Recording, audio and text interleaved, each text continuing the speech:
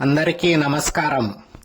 నిత్య జీవితం 360 degrees YouTube ఛానల్కు స్వాగతం. భగవద్గీత 2వ అధ్యాయం సాంఖ్య యోగం.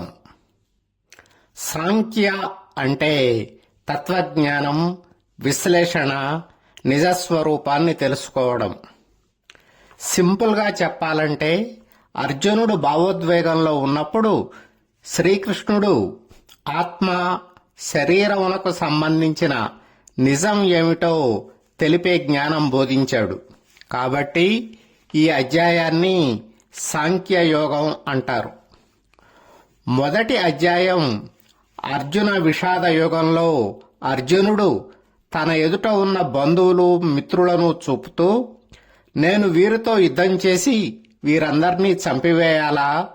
వీరందరినీ చంపి రాజ్యాన్ని గెలవాలా? నేను అలాంటి పని చేయలేనని విషాదానికి గురై కొలబడతాడు. అప్పుడు శ్రీకృష్ణుడు అతనికి నిజమైన జ్ఞానం బోధించడం ప్రారంభించాడు. అర్జున, నువ్వు సంహరించేది శరీరాలను మాత్రమే, ఆత్మలను కాదు. ఆత్మ ఎప్పటికీ చావదు, శరీరం మాత్రమే మారుతుంది. మనిషి పాత బట్టలు వదిలి కొత్త బట్టలు ధరించినట్లు ఆత్మ కూడా ఒక శరీరాన్ని వదిలి ఇంకో శరీరాన్ని స్వీకరిస్తుంది. కాబట్టి చింత వలదు.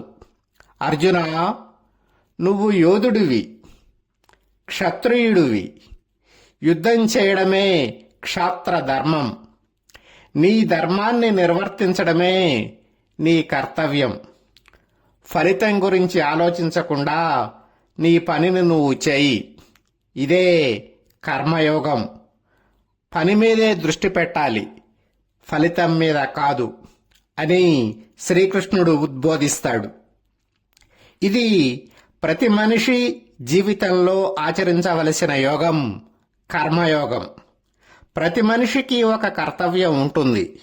ఉద్యోగరీత్యానో, ప్రవృత్తి రీత్యానో, బతకడం కోసమో ఒక కర్మను అంటే ఒక పనిని చేయవలసి ఉంటుంది. ఆ మనిషి తను నిర్వర్తించవలసిన పనిని చేయాలి, పని మీదే దృష్టి పెట్టాలి. ఫలితం దానంతటా అదే వస్తుంది. అంతే తప్ప చివరగా లభించే ఫలితాన్ని ఎక్కువగానో తక్కువగానో ఆశిస్తూనో లేదా ఊహిస్తూనో పాపపుణ్యాలను బేరీజు వేస్తూ తను చేయాల్సిన పని చేయకుండా కాలయాపన చేయకూడదు. ఇదే శ్రీకృష్ణుడు బోధించిన జీవిత పాఠం. ఇక్కడే శ్రీకృష్ణుడు ఇంకో ముఖ్యమైన విషయం కూడా చెబుతాడు. సుఖం వచ్చినా దుఃఖం వచ్చినా మనసు స్థిరంగా ఉండాలి. ఇలాంటి వ్యక్తిని స్థితప్రజ్ఞుడు అంటారు. కోపాన్ని, భయాన్ని, ఆశలను జయించి మనస్సును ఎప్పుడూ ప్రశాంతంగా ఉంచుకునేవాడే స్థితప్రజ్ఞుడు. అర్జున, నువ్వు స్థితప్రజ్ఞుడవై క్షత్రియుడుగా నీ పని నువ్వు చెయ్యి అని శ్రీకృష్ణుడు చెప్పాడు. సాంఖ్యయోగంలో ప్రధానంగా ఆత్మ శాశ్వతం అని చెబుతాడు. శరీరం నశ్వరం అంటే నశిస్తుంది, తిరిగి జన్మిస్తుంది అని చెప్తాడు. జననం, మరణం సహజ చక్రం అని చెప్తాడు. నీ కర్తవ్యాన్ని నిర్వర్తించడమే నీ ధర్మం అని చెప్పాడు. సుఖ దుఃఖాలకు అతీతమైన జ్ఞానస్థితిని పొందడమే స్థిత ప్రజ్ఞత. దానిని సాధించాలని చెప్తాడు. ఈ అధ్యాయం మనకు జీవితాన్ని ఎలా చూడాలో నేర్పుతుంది. మనకు వచ్చిన సమస్యల వల్ల మనం కుంగిపోకుండా మన కర్తవ్యాన్ని సరిగ్గా చేయడం చాలా ముఖ్యమని చెబుతుంది.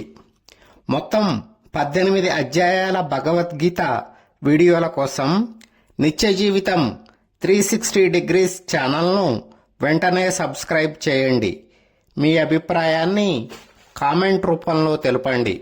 ఈ వీడియోను ఇతరులకు షేర్ చేసి మమ్మల్ని ప్రోత్సహించండి. నమస్తే.